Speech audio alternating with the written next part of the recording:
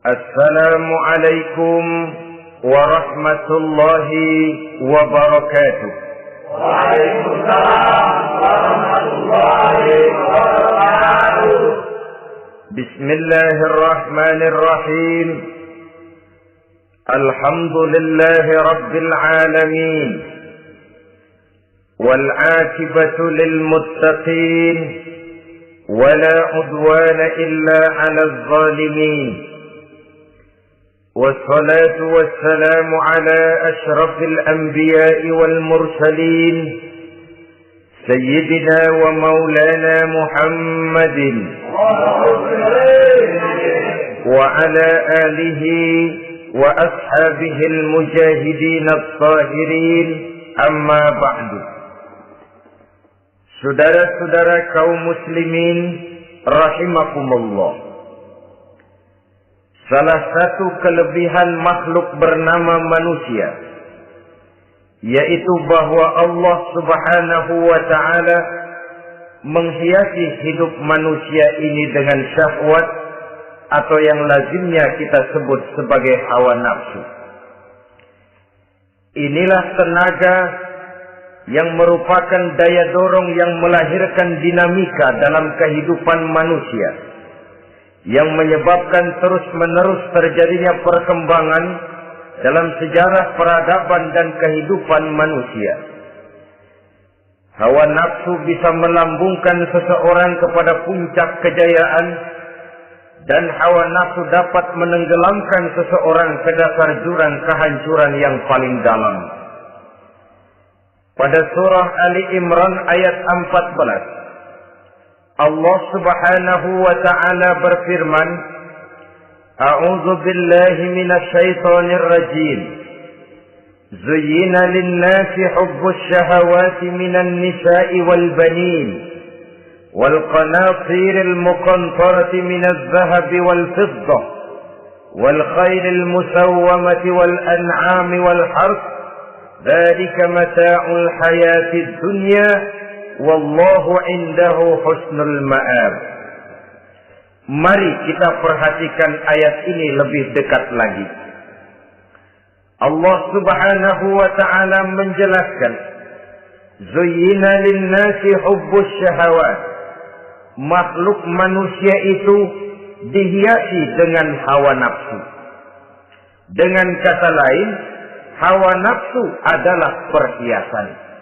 Manusia tanpa hawa nafsu sama saja dengan orang yang tidak berhias, monoton, tidak mempunyai perkembangan dalam gerak kehidupannya.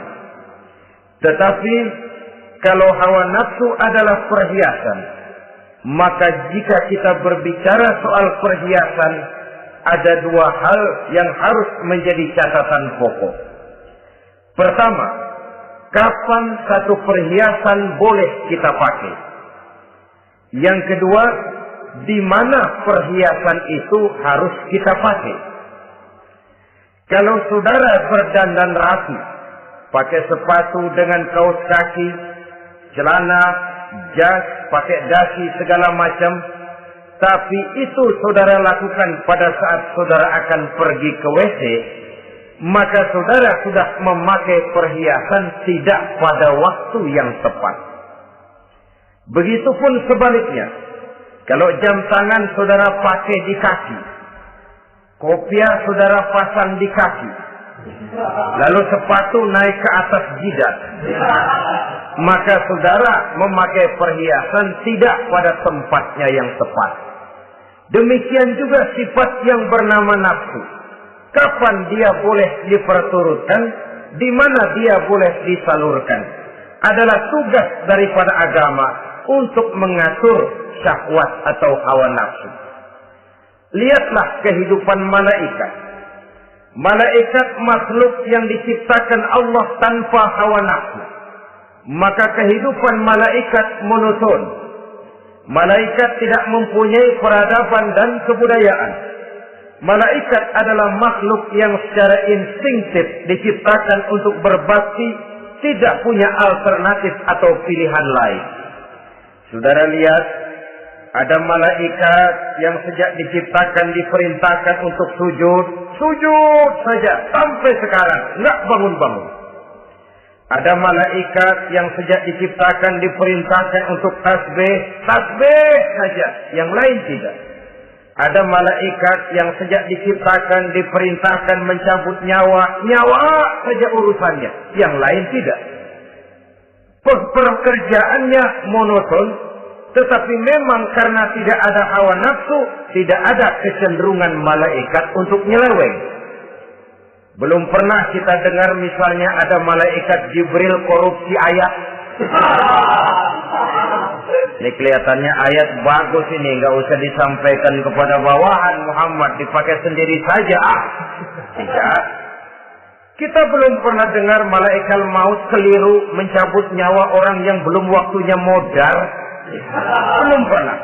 Malaikat itu ibadun mukramun, la ya'sunallaha fima amarahum wa yaf'aluna ma yu'marun.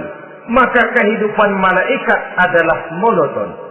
Dinamika tidak ada, peradaban dan kebudayaan juga tidak ada.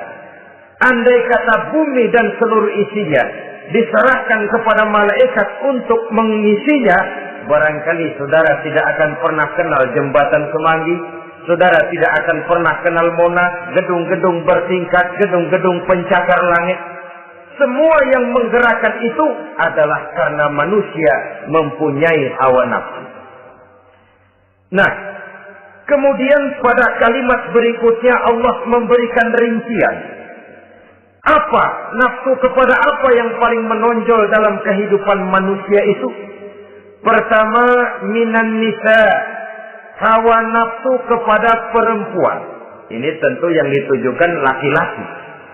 Dimanapun saja makhluk bernama laki-laki, kalau dia normal, tidak impoten, mesti suka kepada perempuan. Itu wajar, bin pantas alias normal. Tetapi tadi saya katakan di awal, nafsu kepada perempuan adalah perhiasan. Kapan makainya, di mana makainya, itulah tugas agama memberikan tuntunan dan aturan. Saudara-saudara kaum muslimin rahimakumullah, nafsu kepada wanita dapat mengantarkan seseorang kepada puncak kejayaan, tapi nafsu kepada wanita bisa menenggelamkan seseorang ke jurang kehancuran. Bergantung kepada latar belakang apa yang mendorong timbulnya syahwat tadi. Dengan kata lain, motivasi syahwat tadi digerakkan oleh iman dan ketakwaan, atau semata-mata karena memang syahwat yang merupakan kendaraan iblis. Penyelewengan pertama yang terjadi dalam sejarah kehidupan manusia adalah penyelewengan yang dilakukan oleh Nabi Adam alaihi salam pada saat ia memetik buah khuldi. Kenapa itu dilakukan oleh Nabi Adam? Karena terdorong oleh rasa sayang dan cinta kepada istrinya Hawa. Sebenarnya Hawa lah yang merajuk, Siti Hawa lah yang membujuk, dan Nabi Adam oleh karena syahwatnya kepada istrinya memperturutkan bujukan Siti Hawa itu. Peristiwa Nabi Adam ribuan tahun yang lalu akan terus relevan sampai ke zaman kita sekarang ini. Berapa banyak orang-orang yang karena terlalu ingin menyenangkan istrinya, lalu tidak segan-segan melakukan perbuatan-perbuatan yang menyimpang, baik itu merugikan orang lain, merugikan masyarakat, bahkan merugikan bangsa dan negaranya. Seorang pedagang tidak akan segan-segan menipu. Sebaliknya pun begitu. Tidak jarang wanita di dalam kelemahannya bisa menenggelamkan dunia. Seorang suami yang jujur, polos, lugu, sederhana bisa jadi koruptor ulung karena didorong-dorong oleh istrinya. Istrinya barangkali bisa saja dibakar-bakar oleh tetangganya. Suaminya jujur, sederhana, kepala bagian, tempatnya basah tapi melarat. Istri rupanya tidak sabar melihat gaya hidup yang makin konsumtif, persaingan yang makin tajam, suaminya dikipas-kipasin. Kata istrinya, bang, tetangga sebelah kita lakinya pegawai kecil, bang, tapi gelangnya kayak pelek beca. Abang ini kepala bagian tidak bisa membelikan saya macam itu, percuma lah. Kata suaminya, ya bagaimana, bu, gaji saya cuma segitu-gitunya. Ya namanya kepala bagian, apaan, kayak sahabat dulu. Kalau sudah berpikir ke arah ini, artinya sudah ngipasi suaminya untuk melakukan tindakan yang tidak wajar. Saudara-saudara kaum muslimin rahimakumullah, sejak zaman klasik sampai kepada zaman kita sekarang ini, kita melihat kecenderungan syahwat kepada wanita ini. Julius Caesar yang katanya gagah perkasa, ternyata tunduk di bawah kaki Cleopatra. Napoleon Bonaparte, the Lion of Europe, singa daratan Eropa, luas kekuasaannya, gagah perkasa tentaranya, kepada siapa dia tunduk? Ke bawah kakinya Margaret Josephine. Demikianlah di zaman kita sekarang, kita melihat di Jepang, betapa Perdana Menteri Uno didesak mengundurkan diri dari jabatan Perdana Menterinya oleh karena terlibat skandal dengan geisha.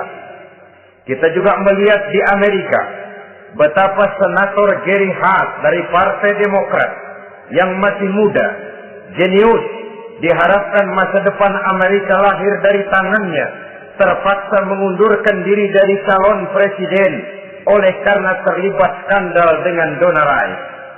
Kita juga menyaksikan betapa parlemen dan kabinet di Inggris sempat geger oleh karena skandal Pamela Bordes, pelacur kelas kakap yang melanglang buana mencari sasaran-sasaran kakap.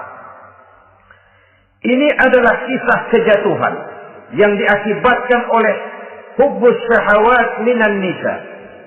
Oleh karenanya benar jika Nabi kita menyatakan an-nisa'u imadul bilad, wanita adalah tiang negara. Jikalau baik wanita, baik negara. Jikalau rusak wanita, hancur negara. Kalau syahwat kepada wanita cuma semata-mata karena syahwat, maka seorang laki-laki akan memandang wanita cuma sekedar alat pemuas hawa nafsu. Nilainya rendah. Sedangkan agama kita mengajarkan ma akraman nisa'a illa karimun wa ma ahanan nisa'a illa laimun, kata Nabi.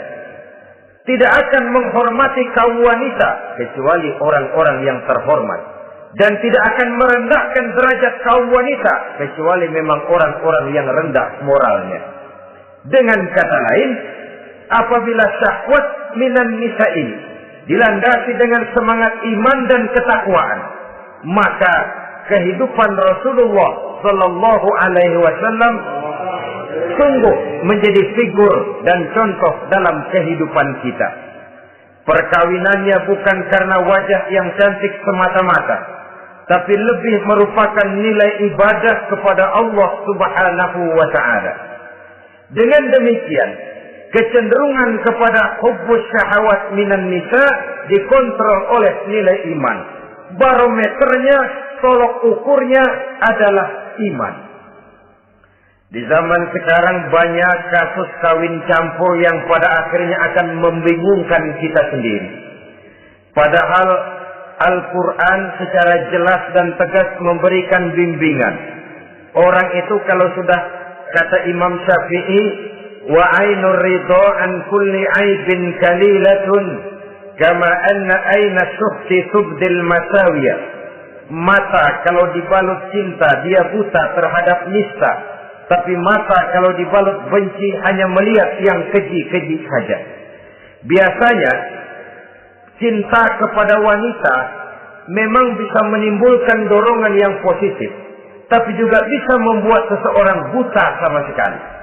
Dorongan yang positif paling kurang dari segi penampilan. Coba lihat lelaki kalau lagi demen perempuan, lenjeh banget. Sisiran rambutnya rapi, terikaan bajunya lancip, sepatunya mengkilat, kantong celananya tebal, perkara anduk isinya bukan soal. Yang penting kan gaya. Lalu dinamis, kreativitasnya ada saja timbul. Tapi pada sisi lain, jika orang sudah kehilangan pertimbangan, juga kadang-kadang tidak segan-segan mengorbankan akidah, mengorbankan nilai-nilai iman. Padahal ini taruhan utama, sampai Quran dengan tegas memberikan peringatan. Wala ammatun mu'minatun khairun min musyrikatin walau a'jabatkum. Perempuan budak yang hitam legam, kalau beriman, itu lebih baik untuk dinikahi daripada wanita cantik berkulit kuning langsat tapi musyrik. Lebih baik budak yang hitam legam beriman daripada wanita cantik berkulit kuning langsat berhati bangsat. Tapi kita kadang kehilangan pertimbangan. Karena agama, karena cinta agama digadaikan. Karena cinta akidah terjual. Karena cinta keyakinan jadi korban. Ini semua penyakit yang datang dari hubbus syahawat minan nisa. Kecenderungan mengumbar nafsu kepada perempuan. Ini memang perhiasan, tapi bisa juga jadi bumerang dalam kehidupan manusia. Berapa banyak penyelewengan terjadi karena pengaruh wanita yang tidak bisa jadi bisa. Ini pengaruh di dalam kehidupan memang sedemikian besarnya. Sehingga saudara-saudara kaum muslimin, inilah yang perlu dikendalikan dalam kehidupan, kapan dan di mana. Kalau nafsu adalah perhiasan, kapan dan di mana perhiasan itu harus kita pakai. Di mana dia harus kita tempatkan. Begitu juga yang menyangkut soal perempuan. Kapan?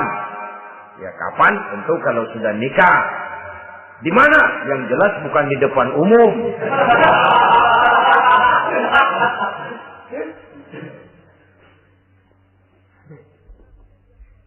Ini nafsu yang pertama, minan nisa. Yang kedua, wal banin. Dihiasi juga manusia dengan kecintaan kepada banin. Makna banin di sini al-aulad, anak-anak laki. Kenapa disebut banin? Anak-anak laki. Karena pertama, sering anak laki itu lebih jadi kebanggaan buat orang tuanya ketimbang anak perempuan. Sebabnya apa? Pertama, faktor nasab. Silsilah lebih kuat kepada laki-laki ketimbang perempuan. Yang kedua, faktor cita-cita. Orang tua kalau punya anak laki-laki, cita-citanya panjang. Nah, kau nanti jadi dokter ya. Nah, jadi insinyur ya. Nah, jadi pilot ya. Nah, jadi pengusaha ya. Nah, jadi presiden ya. Tapi kalau dia punya anak perempuan, paling, ya nak, mudah-mudahan nanti kamu dapat jodoh orang baik, nak. Dapat jodoh orang soleh. Saudara-saudara, yang ketiga, anak perempuan itu kalau sudah berkeluarga, biasanya pindah kepada lingkungan keluarga lain. Sehingga orang berkata, punya anak perempuan banyak sebenarnya seperti agen. Artinya ada yang mau bawa, kan gitu. Ada yang minta, ambil. Ada yang berminat, buntel. Paling dia nengokin orang tuanya lebaran. Ya syukur kalau sebulan sekali atau seminggu sekali. Tapi minimnya kan lebaran. Dengan demikian dari garis nasab ini lebih kuat al-banin ketimbang al-banat. Manusia dihiasi dengan kecintaan kepada anak-anak. Sering karena terlalu cinta kepada anak, kita menjerumuskan anak. Terlalu sayang kepada anak, segala maunya kita perturutkan tanpa kendali dan kendala. Akhirnya sifat yang demikian itu malah mendorong anak untuk manja, tidak percaya kepada kemampuan yang dimilikinya, selalu mengandalkan kepada kebesaran, kemampuan daripada orang-orang yang dibanggakannya itu. dan dalam kondisi demikian kedewasaan dan tanggung jawabnya akan lambat berkembang. Maka Allah Subhanahu wa taala memperingatkan bahwa harta dan anak bisa menjadi fitnah. Dalam ayat lain Allah juga memperingatkan, ya ayyuhalladzina amanu la tulhikum amwalukum wa auladukum an dzikrillah. Wahai orang-orang yang beriman, jangan sampai hartamu dan anak-anakmu memalingkan kamu daripada mengingat Allah. Jangan sampai kesibukanmu kepada anak dan harta benda menyebabkan kamu sampai lupa mengingat Allah Subhanahu wa taala. Berapa banyak manusia yang tenggelam dengan melupakan Allah, jauh dari agama, jauh dari tuntunan syariat, oleh karena disibukkan oleh persoalan anak dan persoalan harta benda. Maka satu-satunya jalan, jikalau kita tidak ingin anak kita sampai memalingkan kita daripada mengingat Allah, nilai-nilai keimanan harus ditanamkan kepada mereka sedini mungkin. Dengan bekal ini, maka mereka, anak-anak kita, insya Allah tidak akan membuat kita orang-orang tua ini berpaling daripada mengingat Allah, berpaling daripada kehidupan beragama. Memang karena anaklah kita orang tua peras keringat banting tulang, pergi pagi pulang sore cari nafkah. Karena anaklah kita orang tua kepala jadi kaki, kaki jadi kepala. Asal mereka bisa menikmati hari depan yang lebih baik dari yang kita nikmati sekarang ini. Tapi berapa banyak juga orang-orang tua yang tidak sadar akan amanah berupa anak ini. Mereka lalai, mereka bersikap masa bodoh, padahal tidak akan ada yang tidak dipertanggungjawabkan di hadapan Allah Subhanahu wa taala. Orang tua bisa mendapat pensiunan pahala kalau anaknya tumbuh menjadi anak yang soleh. Tetapi orang tua pun bisa saja masuk neraka karena anaknya menjadi anak yang kurang ajar dan orang tuanya sama sekali tidak pernah memberikan pendidikan yang sebagaimana mestinya.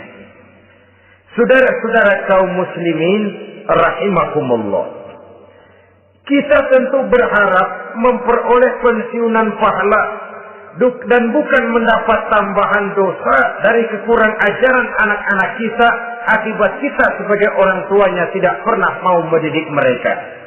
Dalam hadis ada diriwayatkan ada anak kurang ajar, sembahyang tidak, puasa ibadah tidak, kenal Allah tidak, beriman pun tidak, dosa kelewat banyak, kejahatan berkarat. Di akhirat nanti disidang dia. Ditanya, kamu kenal siapa Tuhanmu? Tidak.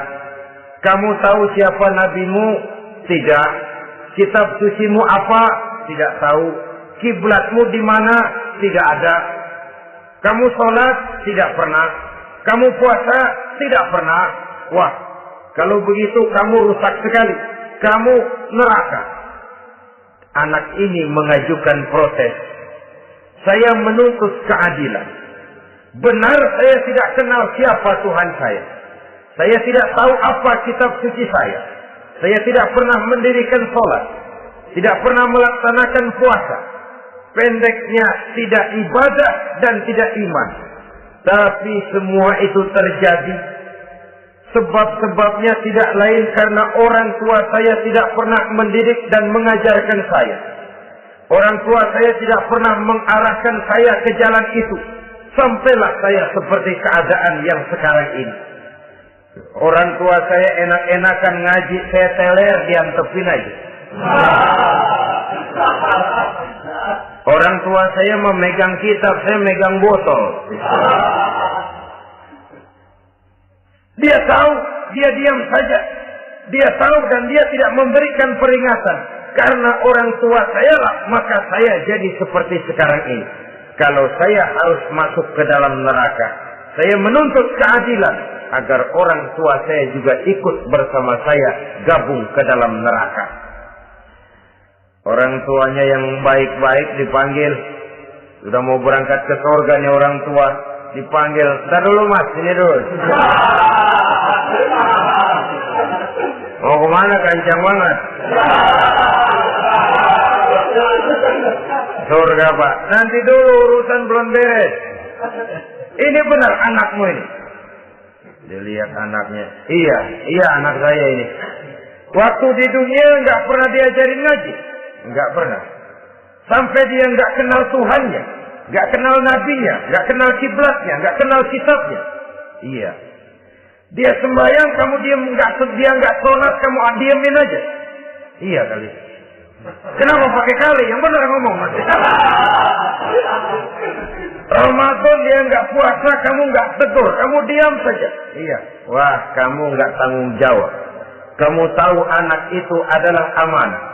Menyia-nyiakan amanah adalah khianat. Khianat adalah dosa besar. Jadi bagaimana saya? Ya kamu gabung sama anakmu, join ke neraka berdua bareng. Lantaran kamu tidak mau mendidik mereka, anak-anakmu, maka jadilah anak-anakmu seperti sekarang ini. Saudara-saudara kaum muslimin rahimakumullah. Sebaliknya, jikalau anak-anak kita yang kita cintai ini, yang merupakan buah hati belahan jantung, tumbuh dan berkembang menjadi anak-anak yang soleh, yang bermanfaat bagi masyarakatnya, bagi agama, bangsa dan negaranya, kita orang tuanya bolehlah tentram menerima pensiunan pahala. Menerima pensiunan pahala dari kesolehan anak yang ditinggalkannya. Alangkah nikmatnya mendapat pensiunan pahala. Terbaring kita di bawah pohon kemboja, nilai kebaikan kita dikenal orang, nama kita akan tetap hidup. Oleh karena kita meninggalkan anak-anak yang tumbuh menjadi generasi yang soleh, bukan anak yang salah. Oleh karenanya, kecintaan kepada anak jangan sampai membuat kita lalai dari mengarahkan mereka kepada kehidupan beragama. Di zaman sekarang ini, kecenderungan kita mengarahkan anak pun sudah kepada kecenderungan yang berbau materialistis. Maka yang ramai bagaimana anak bisa mengejar program MBA, Master of Business Administration, supaya keluar bisa jadi manajer. Bagaimana anak lalu kursus komputer, supaya keluar menjadi tenaga yang canggih di bidang komputer. Ya, kalau dia perempuan cantik, bagaimana dia bisa masuk Akademi Sekretaris and Management, supaya bisa jadi sekretaris. Atau bagaimana dia bisa masuk sekolah nyanyi, supaya nanti jadi penyanyi dengan tarik suara, uang lalu mengalir ke dalam kocek jutaan nilainya. Maka yang ramai pun hal-hal yang semacam itu. Dalam pada itu, pengajian, kursus-kursus keagamaan, study club yang membicarakan masalah-masalah agama, ramainya kadang-kadang kalau bulan Ramadan, dianggap training center. Ya lumayan, daripada tidak sama sekali mah lumayan. Tapi dengan demikian ini kan merupakan bagian terpokok dari kehidupan manusia. Alangkah idealnya jika dia mengantongi gelar MBA, Master of Business Administration, tapi punya nilai iman yang tangguh, ahli komputer, tapi punya keyakinan beragama yang mantap. Dan ini harus ditanamkan lebih dahulu sebelum dia menguasai disiplin ilmu yang lainnya. Saudara-saudara kaum muslimin rahimakumullah, kecintaan kepada anak-anak sering mendorong seseorang untuk menimbulkan sifat nepotisme. Segalanya serba garis keturunan. Sejak ia jalur birokrasi sampai ke dalam kehidupan sehari-hari, nepotisme ini bisa terlihat. Orang kehilangan kondisi objektivitasnya. Mampu atau tidak, soal lain. Bidangnya atau tidak, bukan soal. Yang penting masih ada hubungan keturunan. Maka timbullah tumpang tindih untuk sesuatu pekerjaan yang tidak sesuai dengan kemampuan dan keahliannya. Di desa-desa kita melihat masjid, ketua masjid bapaknya, bendahara anaknya, sekretaris mantunya, Bilal besannya, polbeduk engkongnya. Pokoknya asal masih ada garis keturunan masuk, tidak minggir. Ini pada akhirnya kurang menciptakan pemerataan kesempatan.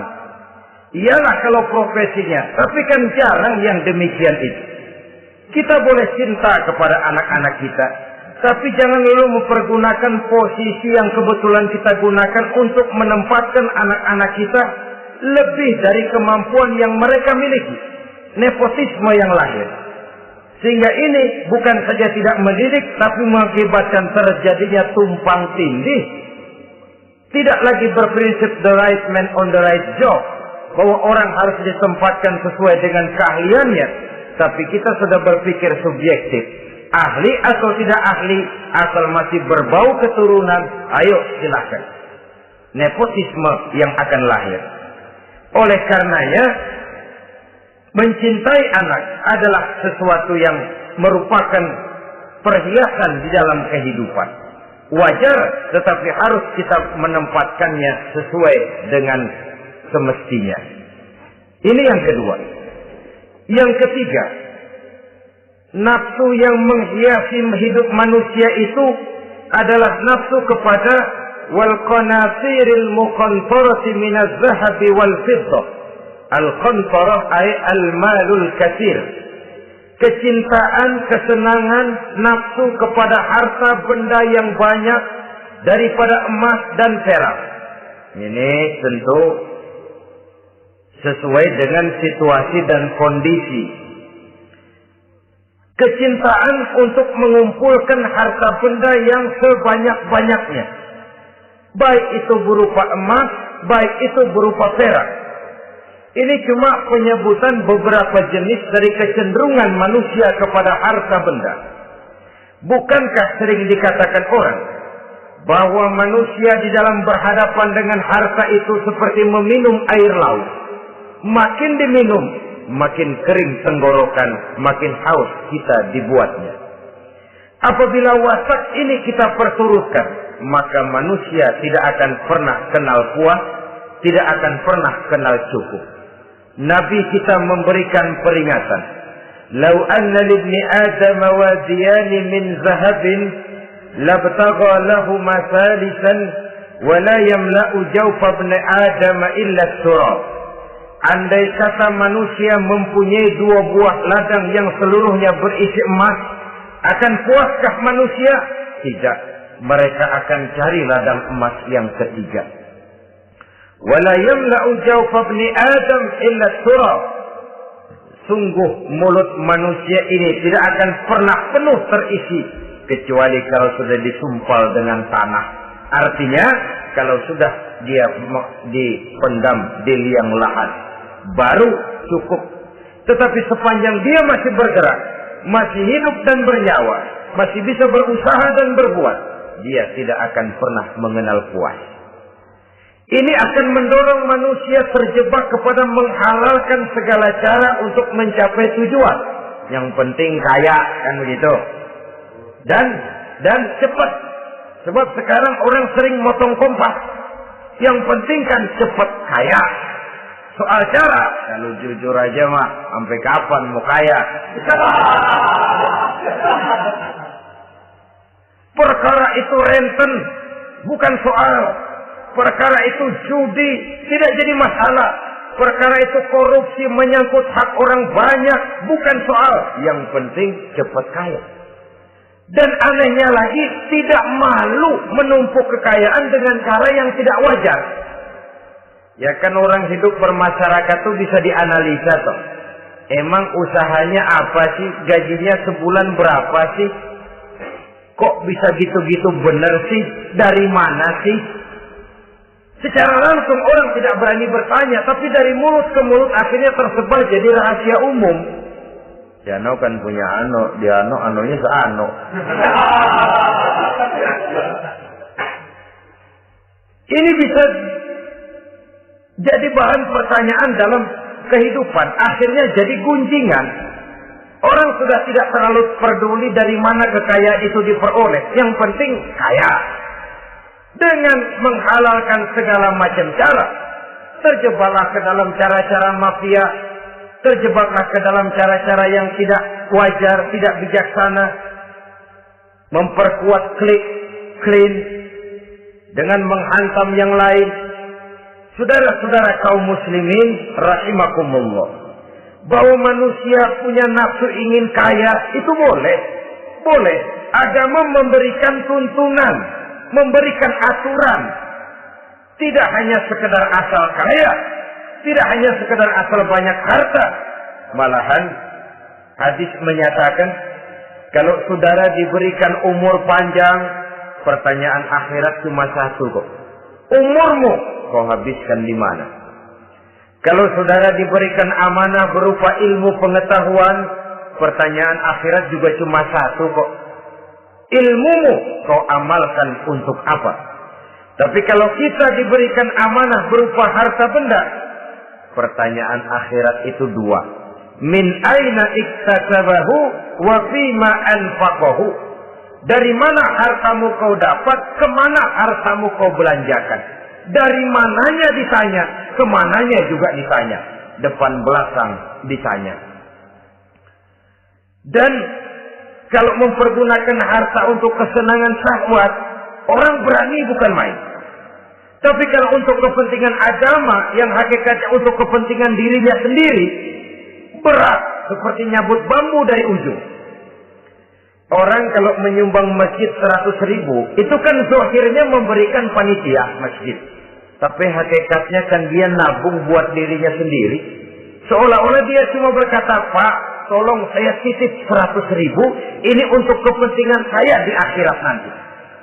Silakan uangnya mau dibelikan semen, pasir, kaca, pintu, jendela, silakan. Saya cuma titip, ini untuk saya di akhirat nanti. 100.000 Pak.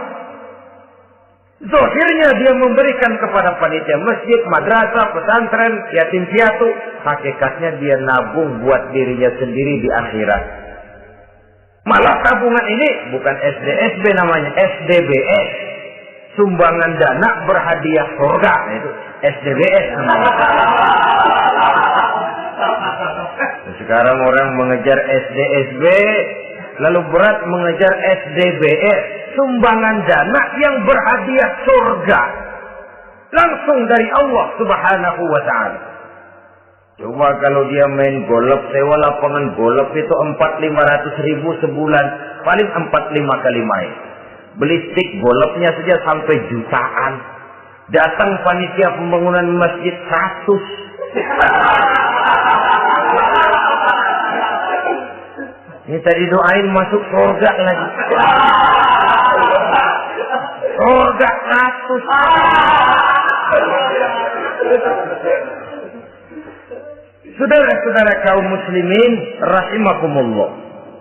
Kecintaan kepada harta benda yang banyak, baik berupa emas, berupa perak, mendorong orang untuk berlomba-lomba yang Allah peringatkan dalam Al-Quran, Alhaakumut takatsur hatta zurtumul maqabir. Kamu telah lalai akibat kamu berlomba-lomba memperbanyak materi dunia. Hatta zurtumul maqabir, sampai kamu dekat masuk ke liang kubur, baru rupanya sadar bahwa perlombaan ini tidak akan pernah sampai ke garis finish. Betapapun jauhnya rally Paris-Dakar, garis finishnya ada. Betapapun hebatnya medan yang ditempuh buatnya gurun pasir Afrika, garis finishnya pasti ada. Itu kan rally yang terbuat di dunia katanya, Paris-Dakar. Tapi garis finishnya ada. Namun jikalau kita berlomba memperbanyak harta, kita tidak akan pernah sampai ke garis finish. Yang kecil-kecilan aja dah. Kalau orang ditanya, Kamu kenapa sih belum mau sembahyang? Ya, bagaimana mau sembahyang, Pak? Tinggal di Jakarta masih kontrak. Saban habis tahun diubur-ubur yang punya rumah. Kalau punya rumah sendiri walaupun kecil-kecilan saya mau ibadah, Pak. Ya, diberikan rezeki oleh Allah bisa bikin rumah walaupun kecil-kecilan. Belum juga mau sembahyang. Kok belum juga sembahyang? Iya, Pak, rumah emang udah punya sendiri, cuman kecil, Pak. Atasnya asap, kalau hujan aja bocor.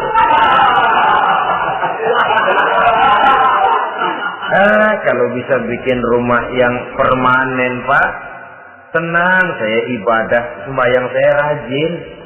Iyalah, diberikan rezeki, bisa bikin rumah permanen.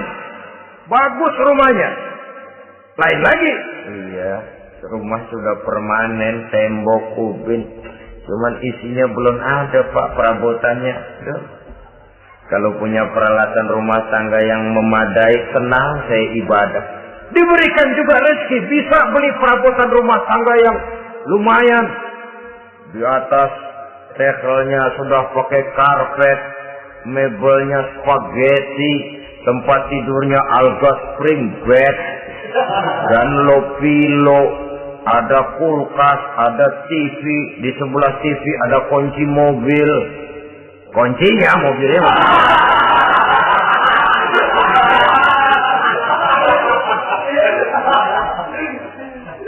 Bagaimana? Sekarang sudah cukup perabotan. Perabotan sudah ada, Pak, cuman kendaraan belum punya ini. Kemana-mana masih ngukur jalanan aja. Kalau punya kendaraan enak, kemana-mana cepet, Pak, mau ke masjid juga getap dah, rajin. Diberikan rezeki, bisa beli kendaraan. Lain lagi nanti. Sudah punya sepeda, pengen punya motor, kepengen punya mobil, kepengen punya pesawat terbang, pengen punya kapal induk. Sudah punya kebun, pengen beli sawah, sudah punya sawah, pengen punya gunung, sudah punya gunung laut diborong. Perlombaan materi tidak akan pernah membawa kita ke garis finish. Karena sifatnya sangat abstrak, bahkan akan mendorong kita seperti gurita. Cenderung kepada penyakit tamak bin rakus alias serakah. Dengan demikian, saudara-saudara, bahwa kecintaan kepada harta merupakan nafsu, dan nafsu itu adalah perhiasan, dia bisa menjadi daya dorong positif. Kalau dalam upaya memperoleh harta itu kita tidak akan keluar dari tujuan keridhaan Allah. Saya cari nafkah, tapi yang Allah ridho. Saya ingin kaya, tapi dengan cara yang Allah ridho. Ini kunci yang akan menyelamatkan kita manusia dari perangkap menghalalkan segala cara. Ini yang ketiga.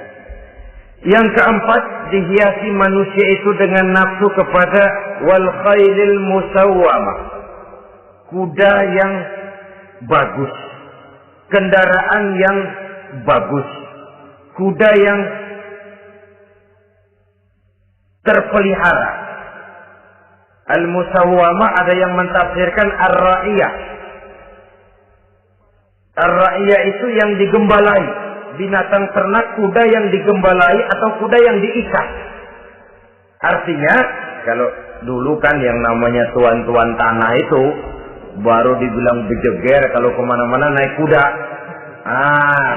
Jet set zaman dulu itu. Sudah kelompok jet set itu kendaraan. Kalau sekarang baby benda. Dulu mah kuda band.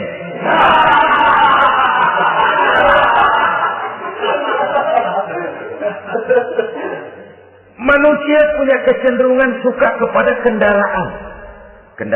Apalagi di zaman sekarang ini, wah, iklan-iklan itu kan sangat menggoda kita. Melayani segala macam bentuk penjualan. Ini lalu terangsang biar duit cekak. Kalau udah ngebaca itu, wah, berani banget dah. Tahu duit nggak mungkin cukup, tapi begitu baca melayani segala macam bentuk penjualan dengan fasilitas ringan. Jadi dah. Jadi juga punya mobil, jadi dah. Perkara utang itu bakal nyekek leher, bukan soal. Kasihan saudara-saudara kita di daerah-daerah yang terjebak kepada iklan-iklan merangsang yang akhirnya di luar kemampuan. Sehingga terjebak pada saat dia harus mengembalikan kredit, dia tidak mampu, barang disita, uang hangus, nyengir. Bekipak kembali tahlil. Habis arang besi binasa. Bahwa kita menginginkan kendaraan yang serba baik, silakan. Tiap akhir tahun ganti merek, keluar yang baru, ganti lagi. Itu kalau orang yang mampu. Buat kita yang tidak mampu, kenapa tidak bersyukur melihat yang lebih rendah di bawah kita? Alhamdulillah kita punya mobil, tangga kita cuma punya motor. Yang punya motor, syukur kita punya motor bisa rada cepetan. Tangga sebelah punya sepeda. Mana-mana kekejek mulut. Yang punya sepeda, alhamdulillah punya sepeda. Tangga sebelah kemana-mana jalan kaki. Yang jalan kaki, syukur masih bisa jalan. Teman sebelah lumpuh bertahun-tahun. Yang lumpuh, alhamdulillah masih hidup. Tangga sebelah kemarin out nggak balik lagi. Saudara-saudara, saya pikir menengok ke atas itu perlu supaya ada rangsangan kita untuk maju. Tapi menengok ke bawah pun juga lebih perlu agar kita mensyukuri yang ada dan tidak suudzon, tidak buruk sangka kepada Allah. Apa yang diberikan Allah kepada kita sekarang ini, itulah yang terbaik menurut Allah untuk kita. Saudara-saudara kaum muslimin rahimakumullah. Dahulu ada seorang pemuda, matanya buta. Dia mengeluh, ya Allah, kenapa saya dilahirkan dalam keadaan buta? Apa dosa saya? Apa salah saya? Andai kata saya tidak buta, saya melihat keindahan alam ini, saya lebih akan bersyukur kepadamu ya Allah. Nah, sudah, dia berburuk sangka kepada Allah. Satu hari, ini Raja Baduy di pedalaman mengerahkan tentaranya menculik anak-anak muda. Ini Raja Baduy ini kanibal, artinya suka makan daging manusia. Anak-anak muda ini diculik. Yang masih muda-muda ya, kalau kambing muda itu kan di sop rada sedap. Rupanya ini Raja kanibal ini begitu. Anak-anak muda termasuk pemuda yang buta tadi itu kena culik. Ya, sudah diculik, rawatlah di istana raja ini, diberikan pakaian bagus, dikasih makan serba enak. Sebab apa? Supaya badannya gemuk. Setelah gemuk nanti dipotong di sop legit. Udah, kerjanya cuma makan tidur, fasilitas nikmat, tidur enak. Ya, udah giliran dapat 1 bulan 2 bulan kemudian, ketika mau diambil anak-anak muda ini, raja sendiri yang milih mana yang disop duluan nih. Sampai giliran anak muda yang buta ini, raja geleng kepala. Yang begini mau buta, dagingnya nggak enak. Ini satu lepas aja, lepas. Saya mau makan daging orang buta, lepas aja. Pulang ini anak muda, batinnya bersyukur, sujud syukur, ya Allah, katanya untung saya buta.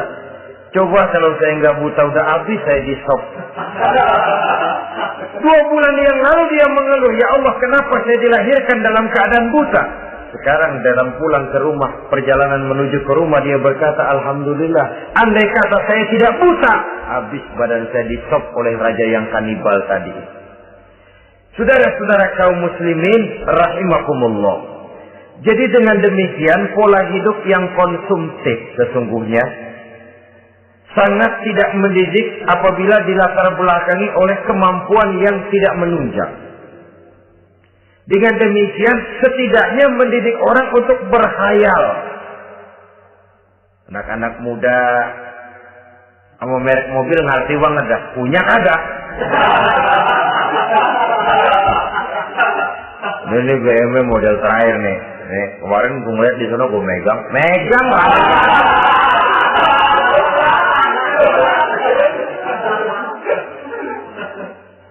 tulul amal ini kalau tidak diimbangi dengan saluran yang positif, dia akan terjebak kepada penyakit tulul amal, panjang angan-angan. Baiklah ya, wal khailil musawwamah.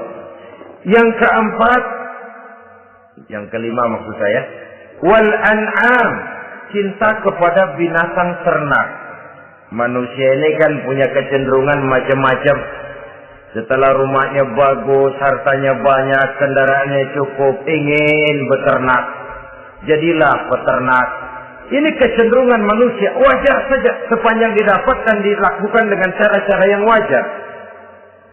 Wal harth, dan tumbuh-tumbuhan, bertani, bersawah, berladang, itu merupakan kecenderungan daripada manusia.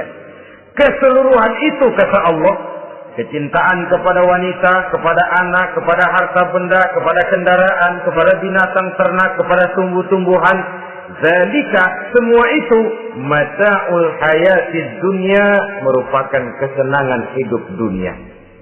Berapa lama kesenangan hidup dunia? Sebentar, seumur manusia. Seumur manusia. Bahkan kadang-kadang pada saat dia masih hidup pun orang tidak sepenuhnya sempat menikmati kesenangan hidup dunia.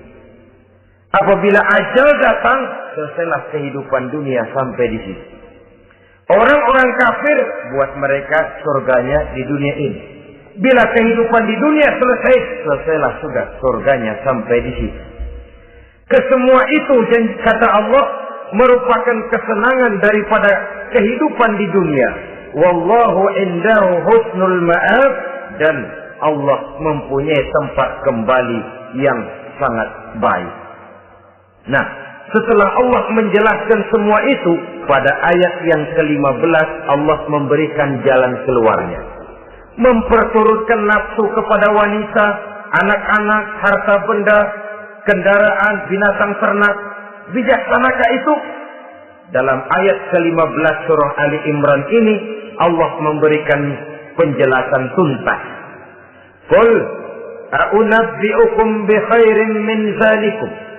Katakan kepada mereka Muhammad, maukah kamu aku beri kabar yang lebih baik dari semua itu? Lebih baik daripada kesenanganmu kepada wanita, kepada anak-anak, kepada harta benda, kepada kendaraan dan sebagainya. Mau kamu aku beritahu yang lebih baik daripada semua itu? Jawaban tentu mau. Kalimatnya bukan ukhbirukum, a'unabbi'ukum. An-naba itu berita yang besar. Lain dengan al-khabar, itu berita biasa saja. An-naba, sehingga pembawa berita disebut nabi. Dari naba yang yanbi, pembawa berita yang benar. A'unabbi'ukum, maukah aku tunjukkan kepada satu berita yang benar-benar besar dan benar-benar lebih baik dari yang semua disebutkan tadi. Apa jalan keluarnya? Lillazina taqaw 'inda rabbihim jannatun tajri min tahtiha al-anhar.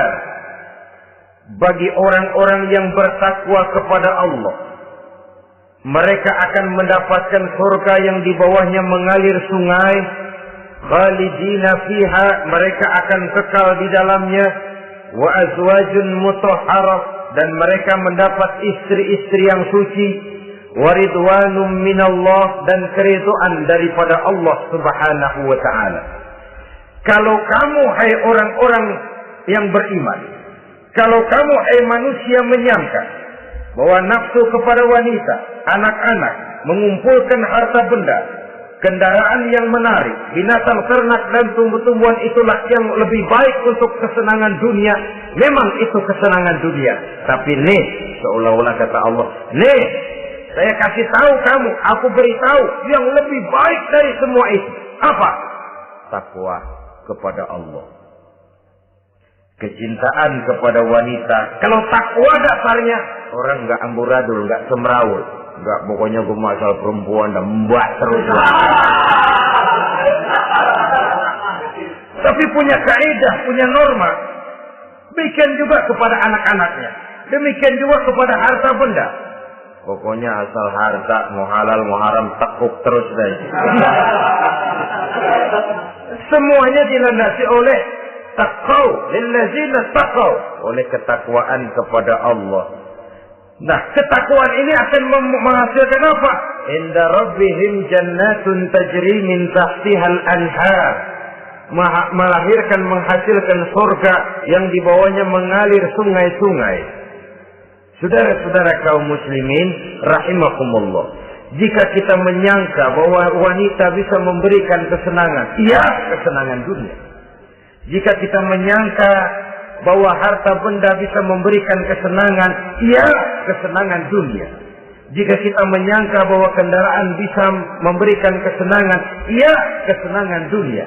Tapi kita tidak cuma ingin itu, kita ingin itu semua juga bisa membawa kesenangan akhirat. Caranya landasi dengan takwa. Kesenangan kepada wanita didasari dengan takwa. Maka jangan jadikan wanita cuma sekedar alat pemuas hawa nafsu. Kesenangan kepada anak-anak dilandasi dengan takwa. Maka anak-anak diarahkan kepada jalan yang diridhoi Allah. Kesenangan kepada kendaraan dilandasi dengan takwa, maka kendaraannya selalu mengarah berjalan menuju jalan takwa, diridhoi oleh Allah Subhanahu wa taala. Kalau tidak, tuh mobil selempengan Ancol gancang banget ya. Tapi giliran dihadapin ke masjid, mogok melulu. Urusan ngaji ada aja halangannya tuh kendaraan. Tapi kalau untuk urusan maksiat, ngebut benar-benar. Dilandasi dengan ketakwaan. Sehingga dengan demikian, tidak hanya sekedar surga di dunia ini, tapi lebih-lebih di surga di akhirat nanti. Khalidina fiha, kekal. Kalau dunia ini kan zillun zail, bayangan. Hari ini kita jaya, besok kita bangkrut. Siapa yang mau menghalangi? Hari ini kita melambung, besok kita nyungsep. Siapa yang bisa menarik? Tidak kekal, berubah, temporer, relatif. Di sana, kebahagiaan yang dilandasi dengan takwa ini sudah surga, kekal di dalamnya, azwajun mutahharah. Dapat istri-istri yang suci. Suci dalam arti belum pernah dijamah orang lain. Suci dalam arti tidak pernah terkena halangan. Seperti mens misalnya. Baik menstruasi atau mencret. Itu tidak. Azwajun mutahharah. Konon makna mutahharah ini ya artinya juga bisa selalu gadis. Bidadari. Selalu perawan. Tidak pernah janda. Walaupun tiap hari dipakai. Perawan terus. Dan yang lebih penting, waridwanum minallah, mendapat ridho dari Allah Subhanahu wa taala. Jadi hawa nafsu dengan motivasi takwa, itulah sesungguhnya yang dikehendaki oleh Ali Imran ayat 14 dan 15. Dengan demikian, manusia dengan ketakwaannya mengendalikan hawa nafsu dan bukan malah dikendalikan oleh hawa nafsunya. Sehingga dengan demikian seluruh fasilitas yang dimilikinya, baik itu berupa istri, anak, kendaraan, binatang ternak, harta benda, tanam-tanaman, seluruhnya semakin meningkatkan ketakwaannya kepada Allah Subhanahu wa taala. Mudah-mudahan kita bisa mencapai tingkat ini di mana kita hidup mampu dan sanggup mengendalikan nafsu, bukan malah dikendalikan oleh hawa nafsu. Terima kasih dan mohon maaf. Wassalamualaikum warahmatullahi wabarakatuh. Waalaikumsalam warahmatullahi